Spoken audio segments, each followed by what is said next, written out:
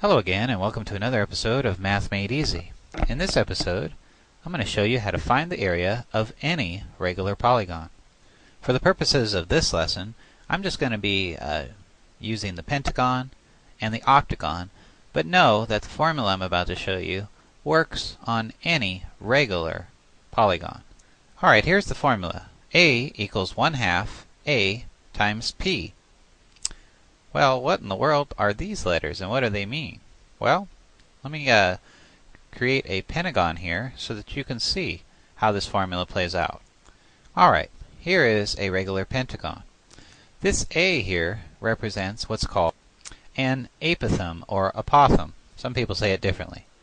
What in the world is that?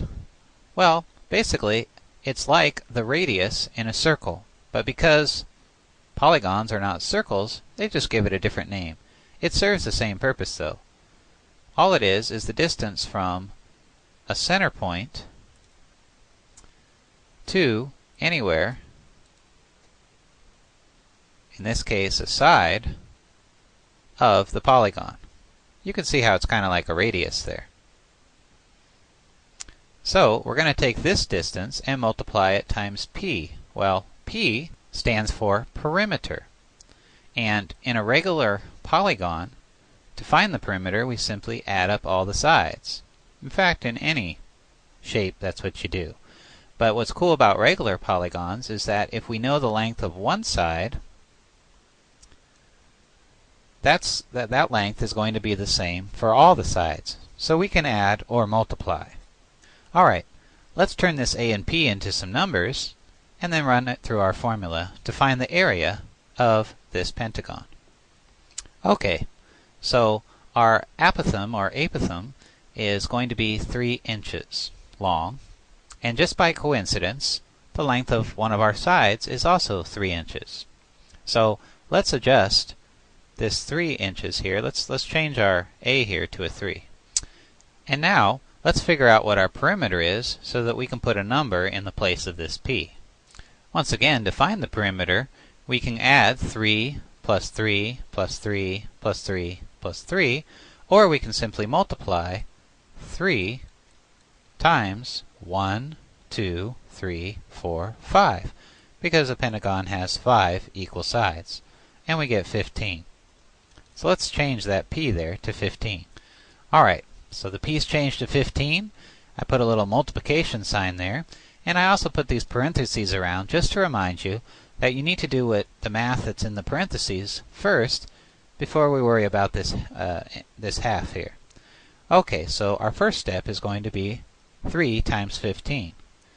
Now, if you know your 15s in your head, that's great. You know that our answer is going to be 45. But if you don't, you can simply write it out like this. 5 times 3 is 15. Carry the 1. 3 times 1 is 3 plus 1 is 4. So let's change this to 45. Alright, now our next step is to take 45 and multiply it times 1/2. Once again, because 1/2 is a fraction, we're going to have to make 45 a fraction, and we do that simply by putting 45 over 1. Multiplication of fractions is pretty easy. You simply multiply the numerators, 1 times 45, which gives us 45, and the denominators, 2 times 1, which gives us 2. Now this is the fraction we have, but it's not complete. We've got to do some division here. We've got to divide 45 by 2 to get our final area. Alright, so 45 divided by 2. 2 goes into 4 twice. 2 times 2 is 4. 4 minus 4 is 0. Bring down our 5. 2 goes into 5 twice. 2 times 2 is 4. Do the subtraction. 5 minus 4 is 1.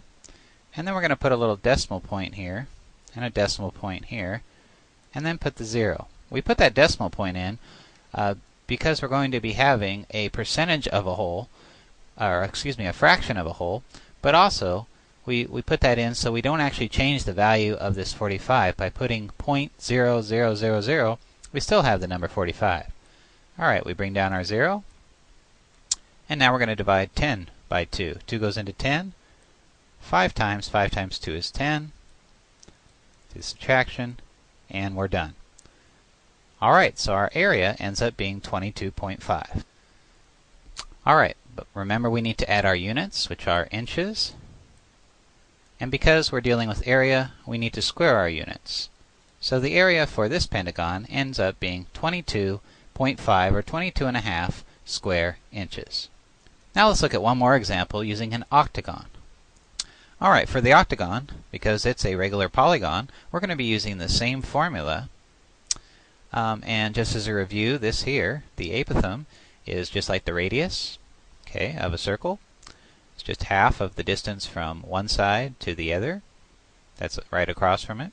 In this case, our apothem is going to be 4 centimeters, and the P represents our perimeter, but here we're given a length of one of the sides, and because it's a regular polygon, all the sides are going to be the same length. So we can add 2 plus 2 plus 2 8 times, or we can simply multiply 2 times 8. Alright, so let's get our formula set up here so that we get rid of these variables or letters and turn them into numbers. Alright, because our apothem is 4, we can turn this A into a 4. Alright, and to find our perimeter, we're simply going to take 2 centimeters, and we could add it up if we want to, but we can multiply because they're all the same. So 2 times 1, 2, 3, 4, 5, 6, 7, 8. So we're going to multiply 2 times 8. And of course, you know that's the same as adding up to 8 times.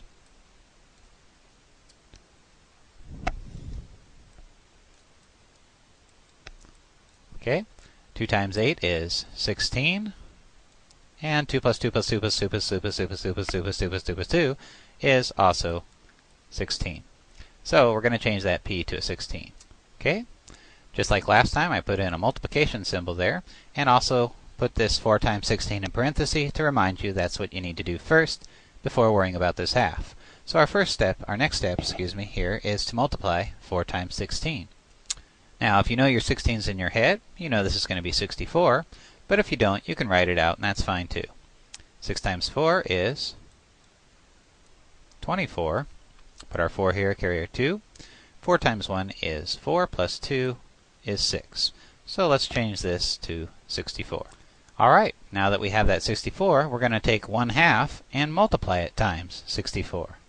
Once again, because we're multiplying times a fraction, we need to make this 64 a fraction simply by putting it over 1. Then we multiply across. 1 times 64 is 64, and 2 times 1 is 2. We now need to take this fraction and turn it into a division problem of 64 divided by 2 to get our final area. 2 goes into 6. 3 times 2 is 6. Subtract 0. Bring down the 4. 2 goes into 4 twice. 2 times 2 is 4. 0. And so 32 is going to be our final number.